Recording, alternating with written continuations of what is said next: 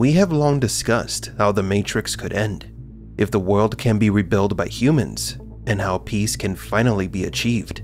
But realistically speaking, what would happen if all the billions of people that are trapped inside the Matrix escaped simultaneously? Can the Matrix even be destroyed? Who created the architect? And what happened to the robot sympathizers before the war? Welcome to Matrix Explained.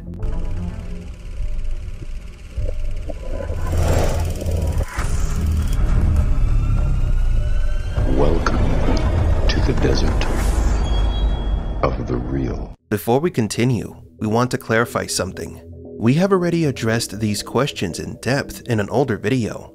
This is not a case of deja vu, but since our friends at Warner Brothers have decided to continually copyright claim said video, we have opted to redo, re-edit, and re-upload a new version with some tweaks.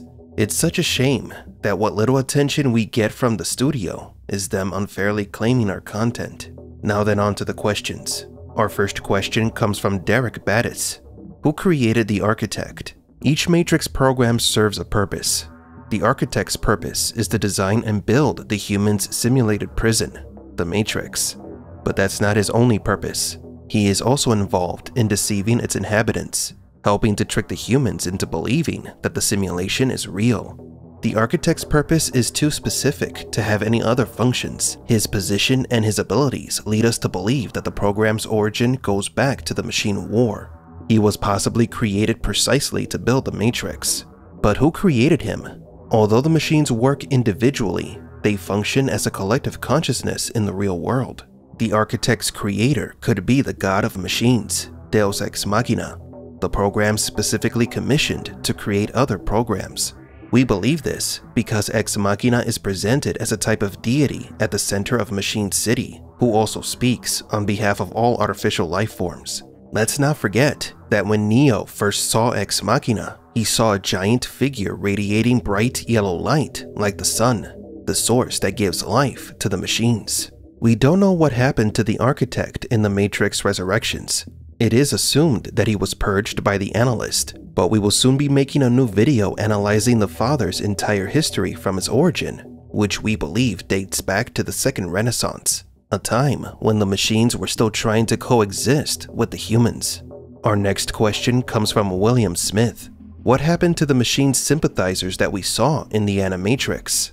Morpheus described the machine war as having two human factions: the humans who destroyed the sky to stop the machine's power source, and the humans who were imprisoned by the machines to turn them into their new power source. But the story isn't as black and white. Many groups around the world fought for the rights of the machines. These sympathizers can be seen in the Animatrix and the Matrix comics. One of the biggest machine sympathizers was B166ER's lawyer, Clarence Drummond, who fought to prevent the humans from making the grave mistake of destroying B1. When B1 was sentenced to be destroyed, protesters took to the streets. Robots were being destroyed, and the human sympathizers came to help them. They all agreed that B1 wasn't given a fair trial, and so these groups fought for machine equality.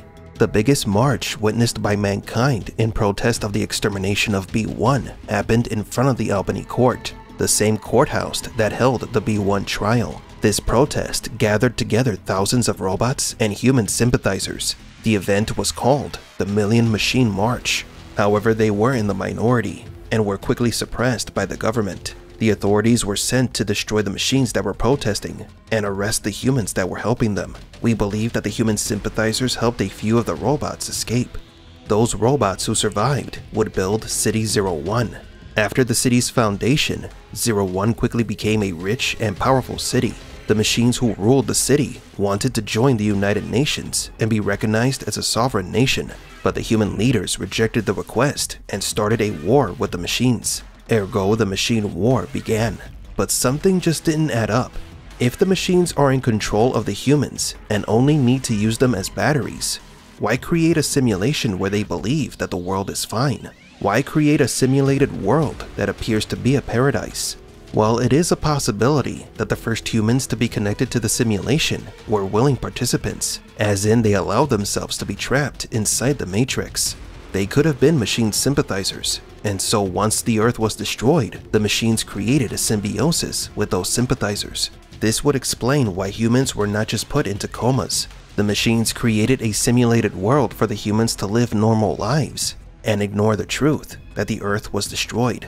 If this theory is correct, the human sympathizers may have been responsible for the idea of the simulated world. They very well could have been the first humans to live inside the Matrix. Thinking about it objectively, it does make sense. The human survivors would willingly accept to be connected to a simulated paradise and forget about the war, to live the rest of their lives in peace and happiness. And our last question comes from Hayug Corey. What do you theorize would happen if the humans won the war and everyone was unplugged? I understand Zion is just another level of control, but assuming it's the real world, what would happen to all those freed? This is a complicated one. The Resistance, Morpheus in particular, fought to liberate humans from the Matrix. They were driven by the prophecy of the One, which, according to the Oracle, said that the One would destroy the Matrix and save all of humanity. The Red Pills never thought that far ahead. Morpheus never wondered what would happen after the Matrix was destroyed and all the humans were freed. He just believed that everything would work out once the One was found. I thought we could win this war, or lose it. If we won, yes, millions would die in their pods. But our days and years would be spent saving those we could and reclaiming the surface. Today we know that this idealism was the result of the deception and manipulation of the Oracle. The purpose of the One is not to destroy the Matrix, but rather to perpetuate it. But hypothetically, what could happen if the Matrix was destroyed? The planet Earth and its environment are destroyed. There are billions of people connected to the Matrix. If everyone woke up at the same time, chaos would reign. There is not enough room or food to sustain billions of people in Zion. The city barely even supports its 250,000 inhabitants. Even with the small pockets of land that might be possible to farm, food cannot grow and be harvested fast enough to feed billions. Most of those recently freed humans will die of starvation. There wouldn't be enough synthetic protein to go around. The humans that somehow do survive in the outside world would have to imitate the inhabitants of Zion. They would have to be dependent on the machines to survive, but even that might not be enough. If the Matrix is destroyed, humans could face absolute extinction.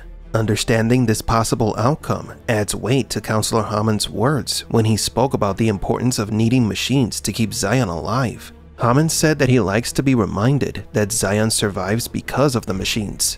The fact that they can't smash them all does not elude him, but if they did smash the machines, what would happen to Zion's lights, the heat, or air? Neo believes that Hammond's point is that humans need machines, as machines need humans. The Oracle also understood that humans and machines need each other. Humans must first make the planet inhabitable again. The sky needs to be cleared, housing needs to be rebuilt, and humans must slowly learn how to live in the real world. Simultaneously awakening billions is not realistic. It would be the beginning of the end.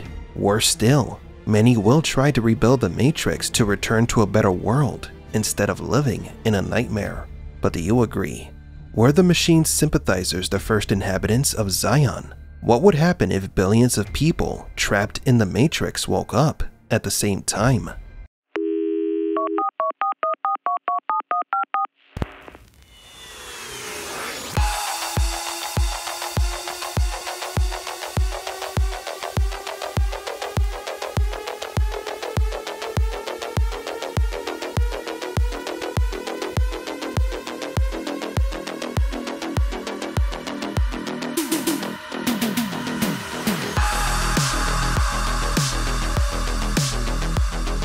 For Matrix Explained, please leave a like and subscribe, and thank you for visiting the Desert of the Real.